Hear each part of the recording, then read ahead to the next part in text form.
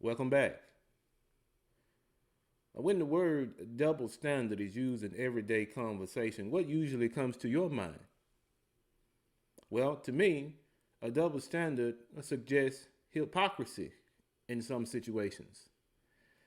Because what a double standard is a set of rules that are enforced for one situation, but then one element of the situation is changed, and then the rules change along with that. And so what we'll be discussing today is 3 videos that highlight the difference between the way society views men and the way that society views women.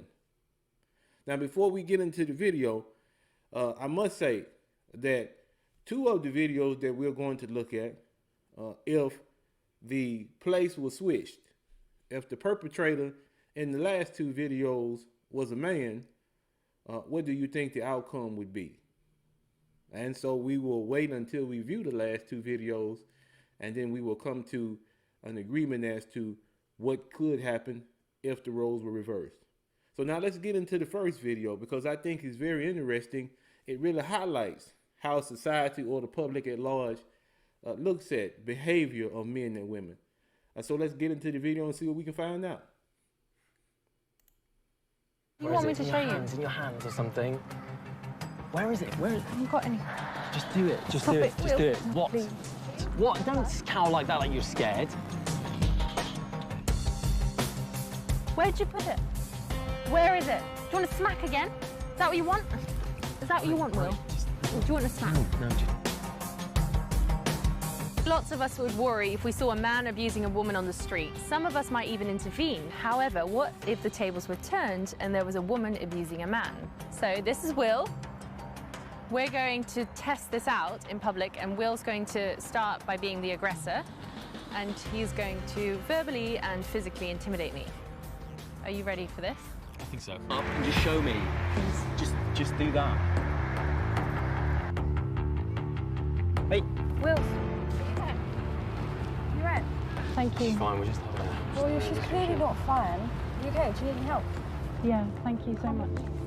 So why did people react in the way they did? I was shocked. I couldn't believe this was happening in the middle of reading all this. I walked past her the one time and she flinched, and I thought, like, is this really happening? But I carried on walking, and I looked back at her and she must have flinched again. I thought, no, I can't walk away from this. Just pick it up and just hand it over. You okay, love? Is everything okay? I'm good. Thanks for helping. She was flinching and looked scared. It looked quite abusive. Do you have anything? Do it, come on. Just get in there and get it. Sorry, but don't put your We're hands just having an argument, that's all. Okay, now let's pause here. You see the statistics that are there? In an hour and a half, 7 people stopped to help her. Now, as I mentioned, I wanted us to look at the nuances. So, in a situation where there is an imminent threat of danger, usually there are precursors to it. Precursors such as raising your voice, maybe your gestures, your movements become more aggressive. And so the gentleman in the video, for the purposes of testing this particular theory, employed more aggressive movements. His tone of voice was heightened to express some difficulty that was going on along with the lady. And 7 people stopped to make sure she was okay. Now, even though I commend the 7 people, will their response be the same when the tables are turned? Let's see. You okay? I don't want to interrupt you, I'm just saying, are you okay? The way it looked like she was expecting to get hit.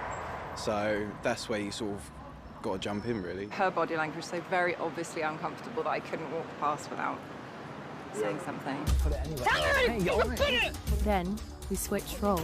Give it to me! This woman looks back, but keeps walking. I was surprised. I thought it was a bit aggressive. I wanted to say something, but then I was just like, no. Look at me! Stop! Okay, all right. Don't Look hit. at me. All right. What are you doing? Okay. my thought was, he looks a bit soft. I feel bad thinking that because it's a kind of macho view, but I thought he looks a bit soft letting him hit her like that. And I got the classic. Okay, so now, and I promise you I won't continue to stop the video as I have, but did you hear what the man said? Instead of stopping to assist this gentleman who is evidently going through a difficult time, he says that the man is soft. So what does that say about society? Really, individuals, they can say what they want to say. Make whatever case you want to. You're free to. But this kind of reaction is the reason why most men don't even worry about showing emotions. Most of us, we don't feel like there's any value in emotion because society reacts to our emotions as if they do not exist. And proof of that is what we just saw. Several people have walked by as if the situation is just not happening. And if you notice, and with the rest of the video, you'll be able to see that also. If you notice, the actions of the lady are more exaggerated. She is physically putting her hands on him along with her voice being heightened. She is absolutely the aggressor in the situation. But like I mentioned before, is there any individual that's going to stop and assist this man? Let's keep going. I think go through my head, I wouldn't let a girl hit me, and that's terrible because why do I think that? That's a kind of stereotypical view. I don't know what he's done to upset her. He might have said something really, really personal and upsetting. A mum and a daughter's approach. Look at me! Look me in the face! Come on! And walked straight past. That the thought didn't come to my mind to go and say, what are you doing to him? Leave him alone. So I thought that the man would have, I think that the man done something to the woman, like, I don't know, touched her or something, and then that's why she got mad. And that's... So now, I couldn't help it, y'all. I'm sorry. I apologize. But one of the things that's very, very big, as far as I'm concerned, is accountability. Do you hear any here? You saw exactly what you saw. Is there any way that this can be misinterpreted? And yet you still see that there's an effort made to excuse the behavior that was just seen. Oh, well, maybe he did something. Maybe he said something to her. Maybe he touched her. Does that give her the right to violate this man's personal space? To put her hands on him? To be aggressive toward him? We don't know what the situation is. But you see, there's a difference because if it had been a woman, like it was in the few minutes prior to this segment here, if it had been a woman, there would have been no thought process as to whether or not someone needed to intervene. Naturally, the men around, because that's in our nature to protect, to provide, and to teach, so they sprang into action because they saw signs that she was being accosted. They saw signs that the man was being too aggressive, and so they stepped in to offer some support to her. Why isn't it the other way around? Why isn't the man getting the same treatment when it's clear that this woman is the aggressor? Let's keep going. So, yeah, that's why she got mad. So you think it could have been his fault? Yeah, that's why. Look, Do you want to smack? No. Do you want to smack, No. Will? What is it? Where is it? If he had been shouting at her, would you have stopped? Yes, I would have. I would have stopped. Unfortunately, we do have this kind of stereotype that a woman has less power than a man, but I've also, unfortunately, had friends who have been in the other reverse physically abusive relationships, so it can happen both ways. They didn't class it as that, but they have been hit in argument situations, which is exactly the same thing. But he used to think it was okay because he was a big, strong guy. It didn't hurt him, but it's still physical. He was very embarrassed about it. In their lifetime, 1 in 6 men will suffer from domestic abuse. The number of women convicted of domestic abuse went up nearly 4 times between 2006 and 2016. All right, so now that's the first video. And I think that this social experiment was most telling. It showed that as far as the public is concerned, uh, like we said so many times, we hear it in YouTube videos, we hear it in Facebook videos, there's no one coming to help you. As a man, there's a insistence that we become self-sufficient, more or less, because there's no help around. This gentleman was being accosted several times during the video. You see her put her hands on him in a violent nature. And no one stops to inquire. No one is concerned about whether or not the man is okay, because they just assumed that the reason why she was responding the way she was is because of the fact that he had done something that he shouldn't have done. So how does that line up with being an individual who may genuinely be in danger and not receiving any help? Is that fair? Because as we mentioned now, there was no hesitation on their part when it came to the lady. There was no hesitation. People sprang in to help. But you see that same support, that same help, that same assistance was not there for the gentleman. That's a very telling video. It really emphasizes how society looks at men, especially now with all of these women's movements. Really, the plight of men have been shoved into the background. And you see, I have to say something because in order for me to be a proponent of positive masculinity, I have to also be a proponent of masculinity in general. And so if an individual finds themselves in peril, regardless of what gender they are, they deserve help and assistance. Bottom line. Let's go to the next video. So now in this video, I'll have to talk you through it because it's quite a bit of profanity. She's on the phone evidently with another girl, and she's finding out that her boyfriend is cheating on her. Watch and see what she does.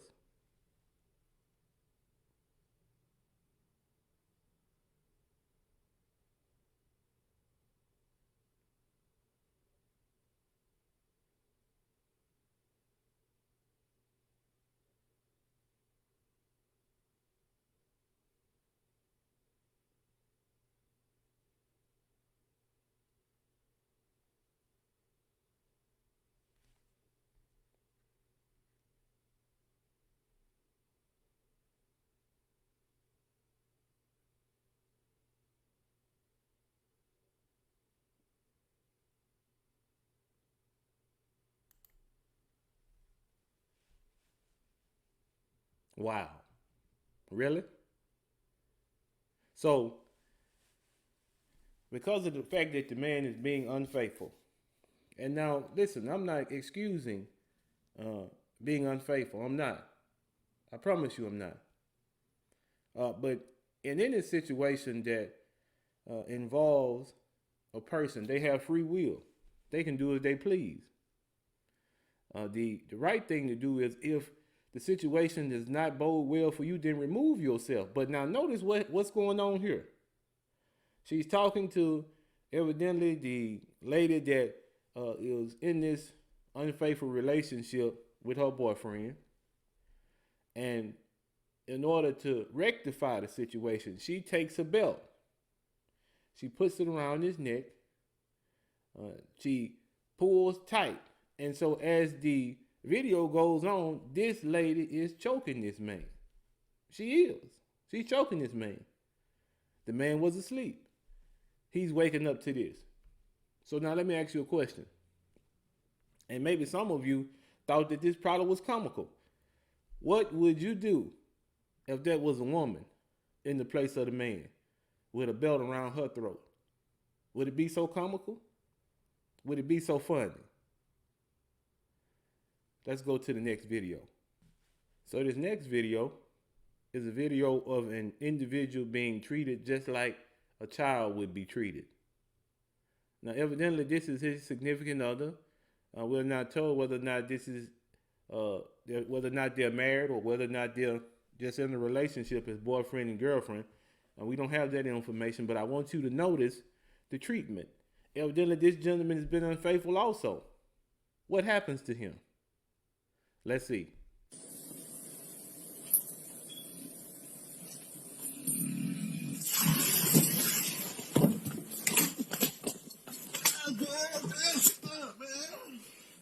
You want to go Peach's house, huh? Oh, I ain't been over there. You want to go Peach's house? You want to go Peach's house?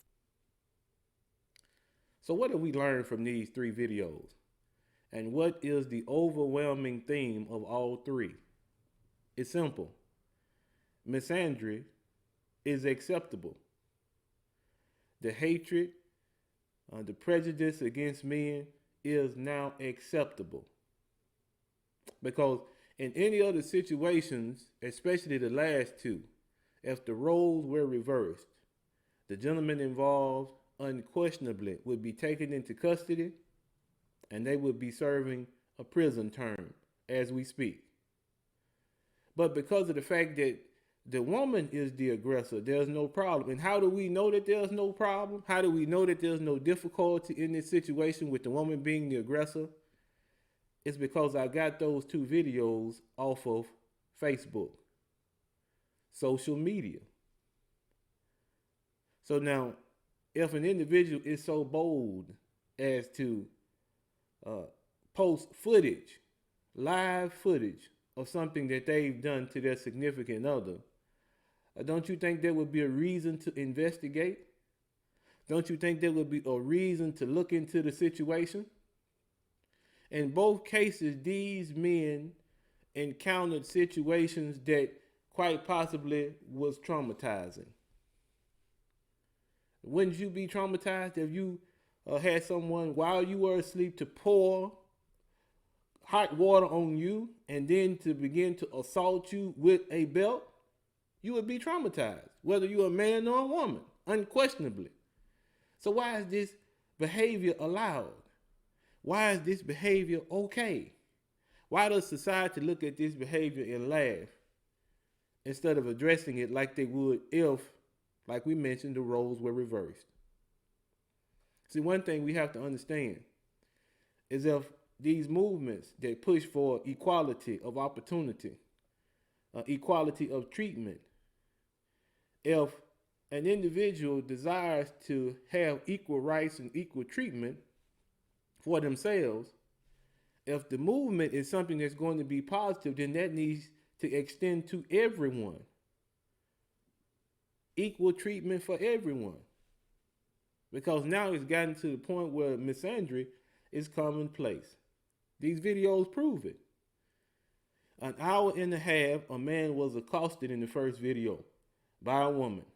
He didn't receive any help or assistance. He didn't. And one gentleman that they interviewed went so far as to say that the man was the issue because he was weak. He was soft. He mentioned that he wouldn't allow a woman to hit him that way. The man referred to the other individual as weak and soft. So is that how society views your emotions as a man? Weak and soft? When things hit you of a negative nature and they cause you to be sad or depressed or have any other emotional reaction, this is what society does. This is what society does.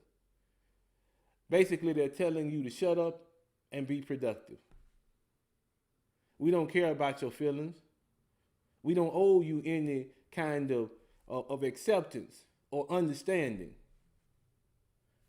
Only thing we want from you is that you continue to be productive. Anything else you can keep. And so in society, we are coming up on a very, very dangerous period. Because if the emotions of men are going to be ignored sooner or later, those men are going to have to find an outlet for their emotions. Some have took to suicide. Some abuse alcohol and drugs. But whichever way they decide to deal with the difficulties that are associated with all that pent up aggression, it's not going to be good. And so that's why there's an insistence on this platform of making sure that you have someone to talk to, therapy if needed. I'm a proponent of anything that will allow a man to continue to be productive, but at the same time, make sure that he's okay, mentally and physically and emotionally. We have to take care of ourselves if we're going to be productive, because that's what's expected of us. But we have to do it in a way that makes sure that we can stay the course. Because if you're not taking care of yourself in regards to your health, whether it be emotional or physical or mental, if you're not taking care of your health, sooner or later, you're going to break down. And so, as I mentioned, there's not going to be any help. There's not going to be any assistance. So we have to make sure that whatever we do is geared toward being positive, and it's geared toward making sure that our health is a priority in the midst of being productive. This has been a tough one, you all. The 3 videos that I picked, they were even difficult for me to watch in the beginning.